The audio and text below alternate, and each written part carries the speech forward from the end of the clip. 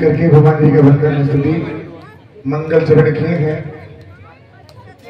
सुंदर नहीं, अति सुंदर हुआ है जो आज भक्ति देखने को मिला है।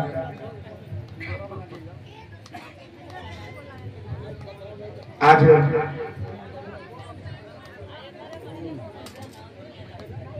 भगवान जी का द्वितीय दिवस की कथा जो आपके बीच में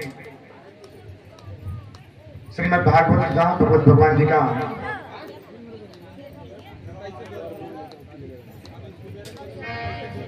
जो अब किसने किसको कथा सुनाया, कैसे भगवत भगवान जी का प्रचार होता है। अब एक कथा था अमृतपान, जहां प्रेम होता है, प्रेम जहां है, जहां पे प्रेम होता है ना, वहीं पे भगवान जी का आगमन होता है। आज देखिए भगवान जी से प्रेम है, भक्ति है, श्रद्धा है, भाव है, तभी तो आपने अपने समय लेकर के भगवान जी के श्री चरण में आए और अपनी अपनी मुराद भगवान जी से आप मांगे कि हमारे मुराद आप क्या करें, पूर्ण करें। प्रेम, प्रेम एक ऐसा शब्द है जो सब लोग प्रेम से जुड़ जाते हैं। प्रेम एक ऐसा शब्द है जो बड़े से बड़े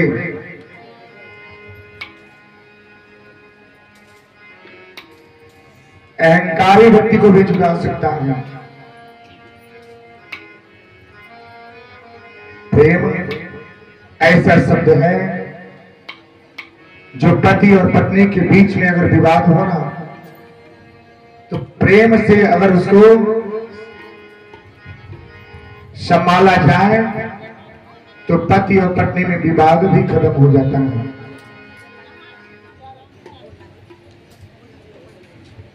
तो प्रेम छोटा शब्द है लेकिन कार्य तो बहुत बड़ा है।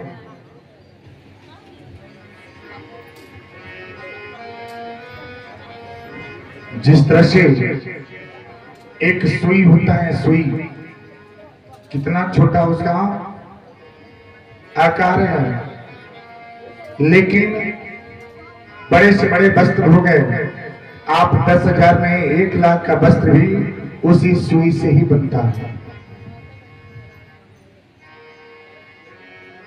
देखने में तो छोटा है लेकिन कितना बड़ा कार्य वो करता है।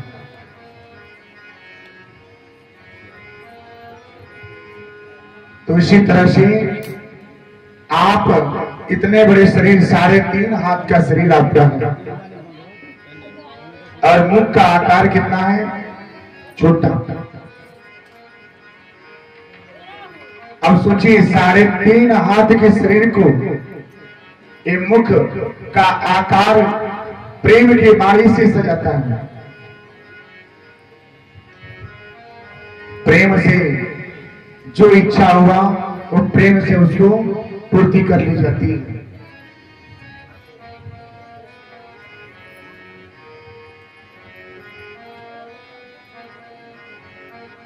ऐसे ही प्रेम अब पार्वती मैया और भगवान शंकर जी में होता है।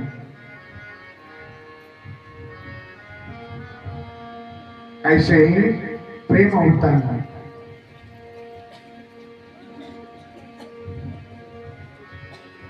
वो प्रेम करें टूट नहीं सकता।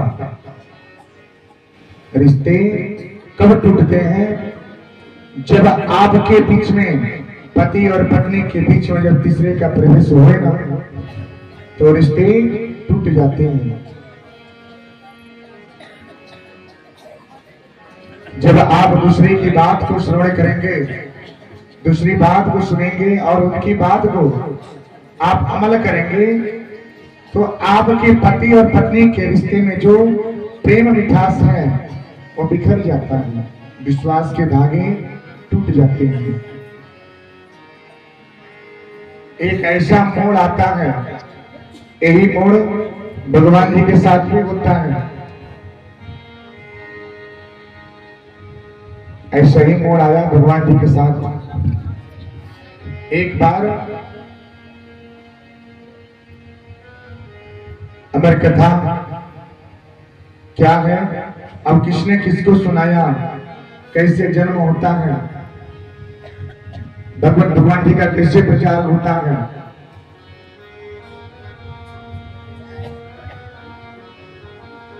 अब एक दिन की बात क्या है,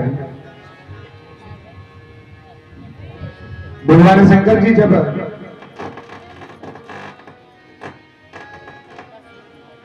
अपने कैलाश पर्वत पे विद्यमान है, विराजमान रहते हैं, ध्यान किए होते हैं,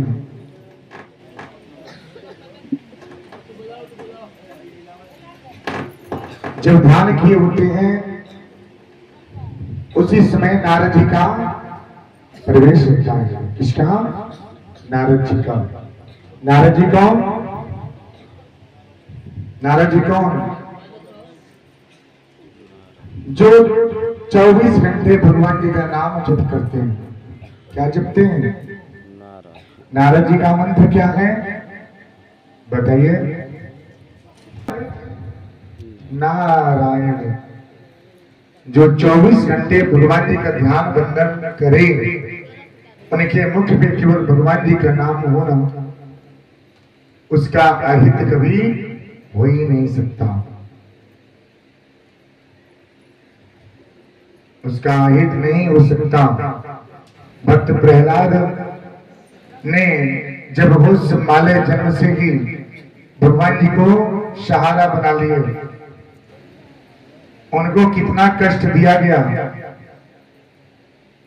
उनको आग में जलाया गया, हाथी के पांव के नीचे रखा गया, पहाड़ों से फेंका गया, लेकिन कुछ नहीं हुआ, क्योंकि भगवान जी सहारा थे।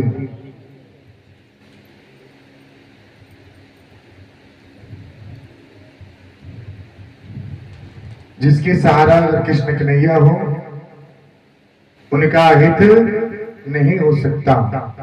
तो आप लोग भी ऐसा ही कुछ करें कि आपके सहारा भगवान जी बने, और जब भी आपके पास संकट हो ना, जब भी कष्ट हो, तो एक बार भगवान जी को सच्चे मन से आराध्य करेंगे, वो आपके पास आएंगे। कब? जब आप सच्चे मन से ध्यान करेंगे तब। लेकिन सच्ची भक्ति है कहां?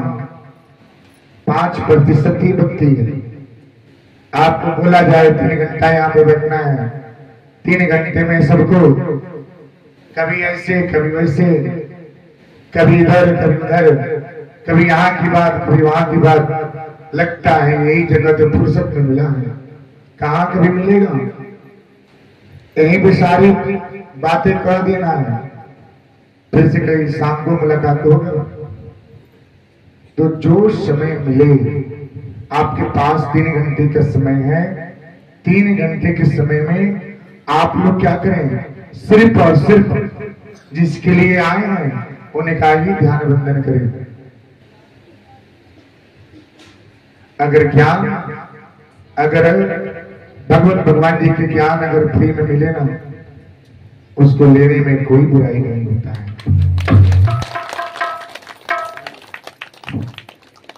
तो बहुत ही कृपा है कि इस नगर में भगवान जी का आगमन है, और अमृत रूपी बारिश बरस रही है। सतगुरु हमसे रिधि करी, बात कहा प्रसन्न, अब वर्षा बादल प्रेम का भीग गया सब। गुरु और भगवान में सबसे बड़ा कौन होता है? कौन होता है? गुरु जी बने हैं कि भगवान जी बने हैं? कौन बड़े हैं? हाथ उठाइए। गुरु का स्थान बड़ा है कि भगवान जी का स्थान बड़ा है? या भगवान जी का स्थान बड़ा है? गुरु गोविंद दो खड़े काकोला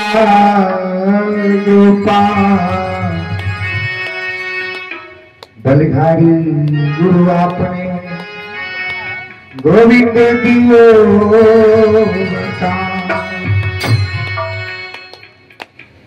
अगर गुरु नहीं होते तो भगवान जी का नाम कौन बताता? गुरु नहीं होते तो ज्ञान कौन देता? गुरु नहीं होते तो आपको कहां शिक्षा दीक्षा कहां से होता? तो सबसे बड़ा स्थान गुरु का होता है। तो गुरु जी सबसे पूजनीय है। सत्य सत्य तो मैं प्रणाम गुरुवर, सत्य सत्य तो मैं प्रणाम, सत्य सत्य तो मैं प्रणाम, सत्य सत्य तो मैं प्रणाम गुरुवर, सत्य सत्य तो मैं प्रणाम, सत्य सत्य तो मैं प्रणाम गुरुवर, सत्य सत्य तो मैं प्रणाम। मंदिर तुम्ही मेरी पूजा,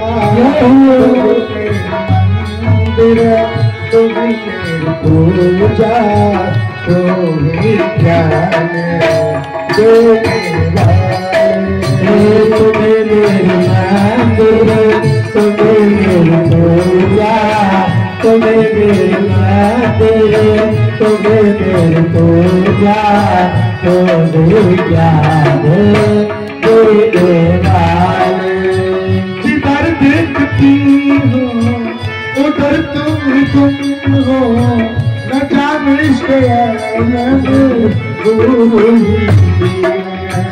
जिधर देखती हो उधर तुम हो, न जाने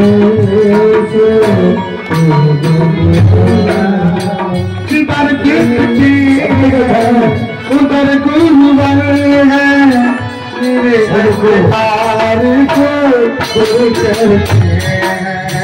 जिधर देखते हैं उधर गुरुवर है, मेरे अंधकार को दूर करते हैं।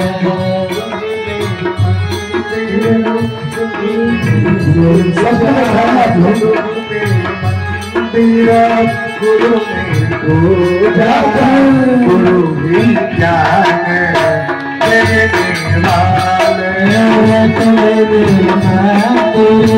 गुरु ही पूजा, तुम्हें देने वाले, गुरु मंदिर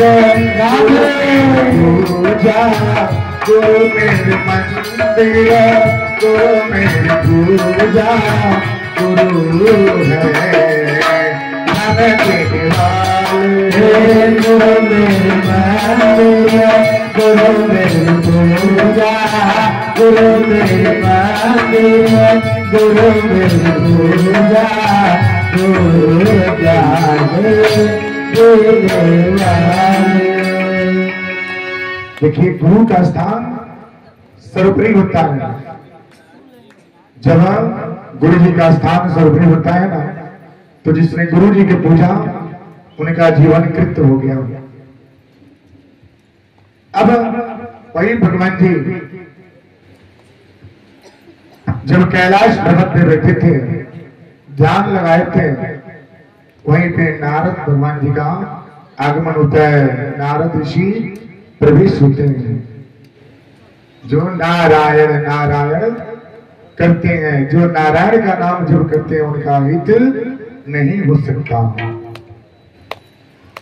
जब पहुंचने के बाद उन्होंने बोले क्या, हे भगवान आपसे एक बात हम पूछ सकते हैं क्या?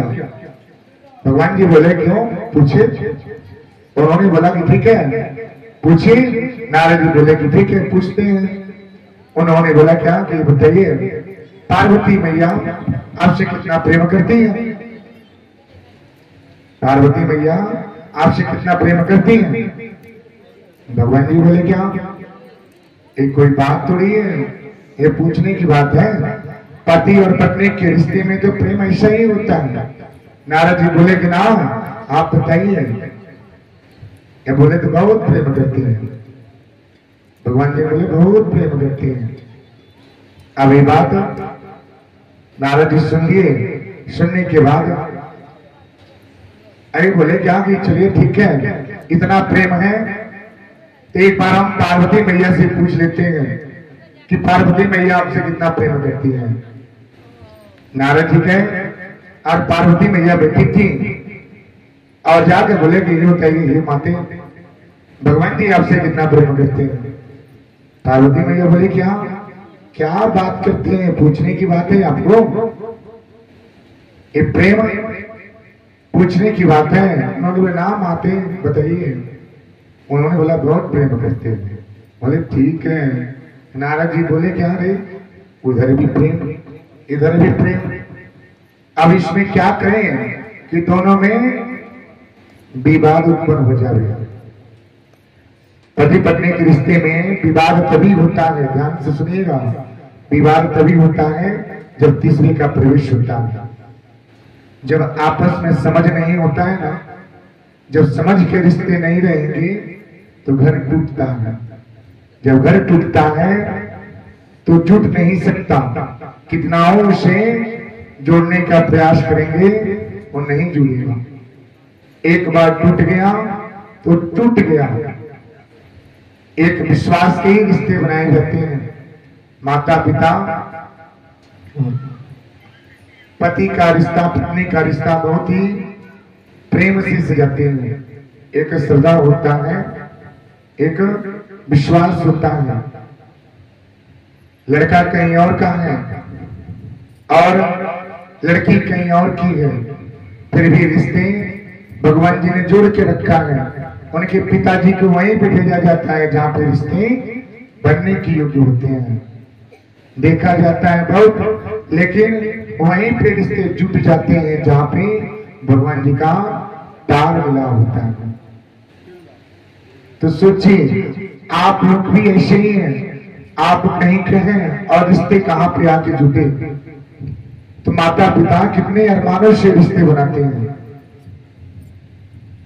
लेकिन आज के युग देखें तो थोड़ा सा परिवर्तन हो गया है। संस्कार भी बदल गए, गुण भी बदल गया, आचरण भी बदल गए, विचार भी बदल गया। संसार वही है, सीधे तरीके से आप देखते हैं ना, संसार वही है, जगह भी वही है, नगर भी वही है, वृक्ष भी वही है, ये तारे, ये सूर्य, ये चंद्रमा, ये आकाश, ये जल, ये पृथ्वी, सब वही है। लेकिन बदल गया तो क्या?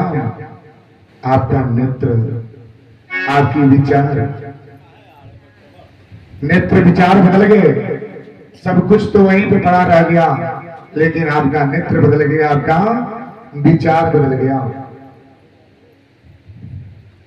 तो वही विचार आप थोड़ा सा पीछे होके देखें तो कितना अच्छा था।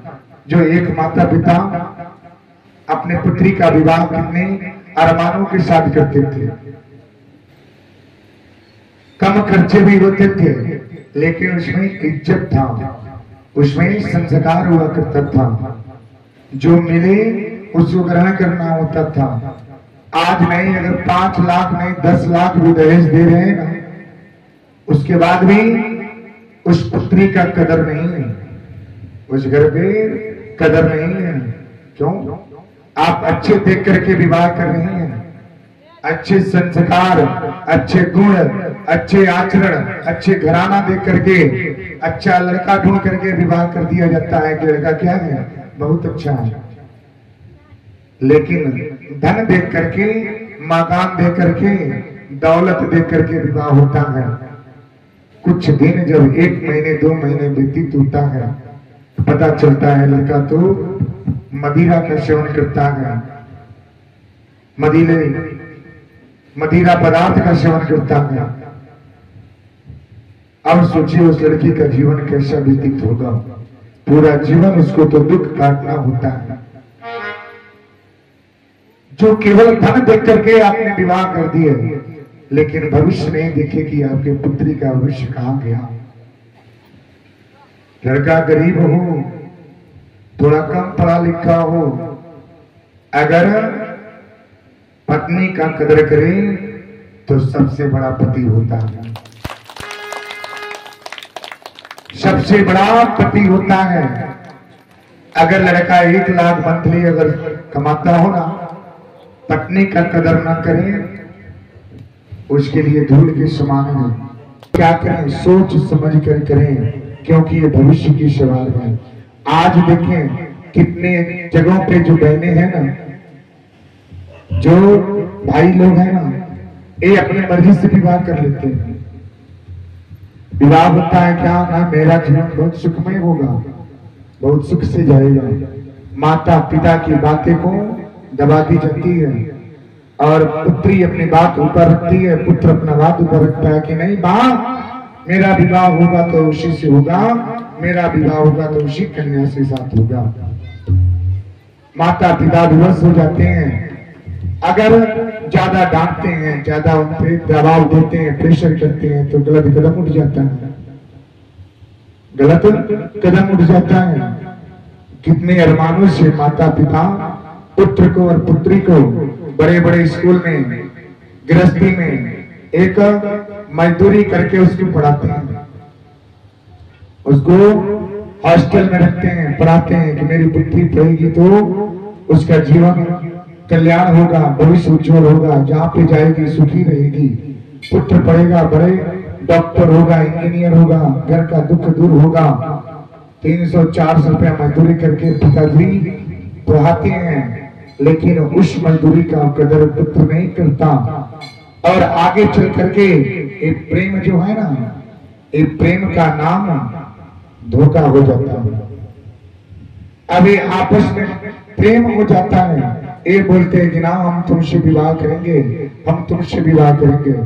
विवाह तो हो जाता है, माता पिता दबाव में आ जाते हैं, लेकिन कुछ दिन जब चलता है रिश्ता, जब कुछ दिन रहेगा, साल 1 साल रिश्ते तैयार हो गए, माता पिता पुत्री का विवाह एक दूसरे के साथ जोड़ दिए। पता चला क्या कि अब बातें होना शुरू हो गया। लड़का मोबाइल दिया बात करने के लिए, बात हो रहा है। सब विवाह के रिश्ते जुटे नहीं, माता पिता के रिश्ते जुटे नहीं, सास ससुर का रिश्ता हुआ नहीं, तब तक पुत्री बोलती है, पुत्र बोलता है कि मेरी सासू माँ कैसी है, मेरे पिताजी कैसे हैं, हालचाल होना शुरू हो जाता है। उसके बाद 2-4 महीने के बाद जब पुत्र उसी लड़के के मुख से कुछ निकल जाता है, उस लड़की के मुंह से कुछ निकल जाता है, जब लाखों के जब सब तैयारियां शुरू हो जाता है, पता चलता है कि रिश्ते टूट जाते हैं। और वो लड़का एक चिंगम की भांति चिंगम का दिखते हैं, जब तक उसमें मिठास होता है तब तक उसको क्या करता है, वो लेता है। जब मिठास खत्म हो गया, चिंगम के बाद उसे थूक दी जाती है, खत्म। जब तक प्रेम था, विचार धारणाएं थी, तब तक वो रिश्ता था, विवाह था। जब मेल खत्म हो गया, विचार खत्म हो गया, वो विवाह भी खत्म हो जाता है। तो ऐसे विवाह जो है, जो आधुनिक युग के जो छोटे अनुज हैं, जो बहनें हैं, इस पे विचार करें। जो माता पिता जो रिश्ते देना, उसी रिश्ते में जीना सीखें, वही आपका संस्कार है। भगवान जी अब इन्होंने बोल दिए, प्रेम भगवान शंकर जी ने भी किए। अब इनके साथ पार्वती मैया के पास नारद जी आए और बोलने के बाद माता जी बोले कि हमसे बहुत प्रेम करते हैं। उन्होंने बोला प्रेम करते हैं तो कौन सा प्रेम है, क्या आपको हमारी कथा के बारे में बताएं क्या भगवान जी आपको हमारी कथा के बारे में बताएं? उन्होंने बोला क्या, ये अमर कथा क्या है, हम तो कभी जाने ही नहीं, सुने ही नहीं है। अब पार्वती मैया बोले मैं सुने ही नहीं कभी। तो नारद जी बोले कि यही तो बात है, भगवान जी आपसे छुपा करके रखे हैं। तो प्रेम कौन सा है, कौन सा प्रेम है, छुपा के रख दिए तो कौन सा प्रेम है। पार्वती मैया बोली ठीक है, आज आएंगे तो उनका हम क्या करेंगे, पूछते हैं कि आप हमें कितना प्रेम करते हैं। अगर सबके पति देव थोड़ा बाहर होते हैं, अगर थोड़ा देर हो जावे ना, आने के बाद उनका कदर करना चाहिए, सत्कार करना चाहिए। जिस घर में पति पत्नी के रिश्ते में मिठास होता है, उस घर में लक्ष्मी जी का वास होता है, सदैव लक्ष्मी बनी रहती है। जिस घर में स्त्री का कदर नहीं होता, उस घर में लक्ष्मी जी रुष्ट होकर चली जाती है।